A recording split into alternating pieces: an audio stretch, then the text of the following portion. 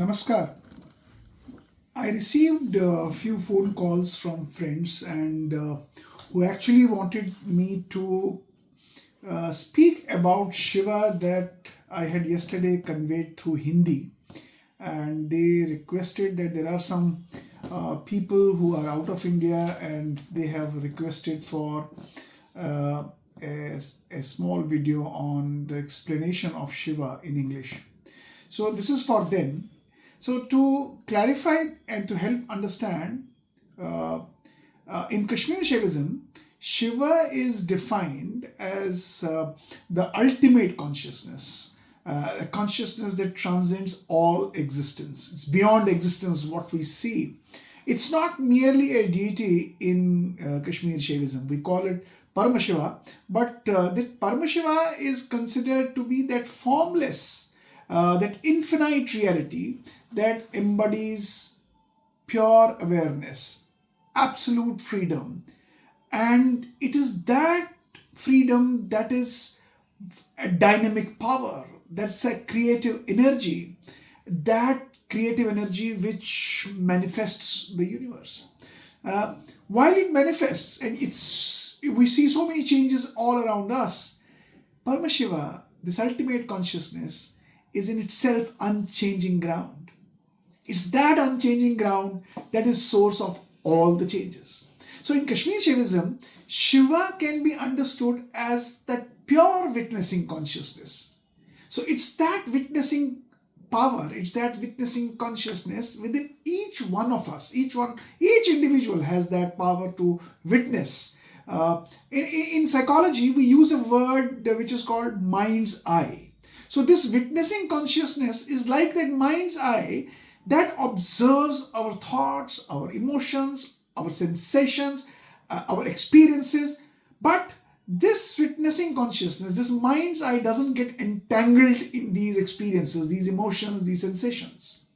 While thoughts and emotions may change, they may come, they may go, this witnessing consciousness remains unchanged. It's just observing. So, what does it observe? It observes our thoughts as they come in the mind, as they go. It observes our emotions as they rise in us, as they take the peak of an emotion, or as they fade.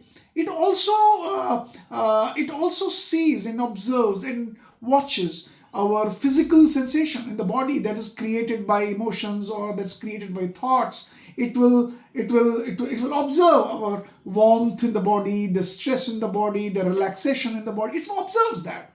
And this witnessing consciousness is also observing our reactions. The reactions of joy, the reactions of anger, the reactions of frustration, without this consciousness getting involved into it. So Shiva, Paramashiva, the ultimate consciousness, this witnessing consciousness, this mind's eye, does not get entangled. This pure detached awareness that sees all the things which get impacted without it getting impacted. And this, what does not get impacted, which is only observing, this in Kashmir Shaivism is called Shiva.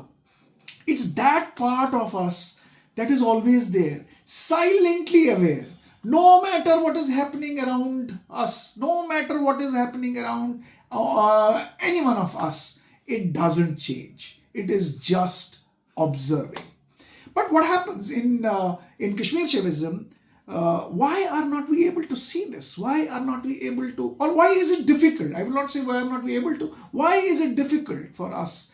What prevents us from seeing this? So Kashmir Shaivism talks about the malas, and there are three types of malas. Anomal, the mala, the impurity that is related to the sense of limitation. The Maimal, that is the limitation of duality or illusion, where we see duality, where we see me and others, where we see I and you. And then there is Karmamal. Karmamal is the attachment of actions and its effects. So cause and effect, getting attached to that cause and effect. So these malas prevent us from actually seeing that, or actually seeing that witnessing consciousness inside us. So in Kashmir Shaivism, to transcend these malas, there are certain upayas and techniques that have been talked about, and these techniques are, there are four types of techniques. One is, Anu Upay, Shakta Upay, Shambhava Upay, and Anva Upay. So there are four types of upayas. These upayas are techniques, and these techniques actually help us. When you practice these techniques, you actually intend to get into the center. Means when I get into the center, I become the witnessing consciousness myself. When we connect with this inner witness, we become centered, grounded in our true nature, beyond the fluctuations of a mind. For example, let me share with an example. Imagine you are standing at the center of a storm, where the winds and chaos is everything around you, yet you remain calm and unaffected at the core. So similarly, just imagine when you are fully rooted in your this inner center, where you witness life's ups and downs, like the chaos of wind all around. Our life is also suffering so much of chaos in terms of failures and success, happiness and sadness, good and bad, ups and downs. But when we are at the center, and all this, like that storm is coming around us, and we are at the center, we remain calm.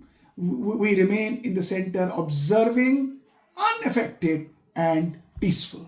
So this is what Kashmir Shaivism is, and this power to witness is Shiva.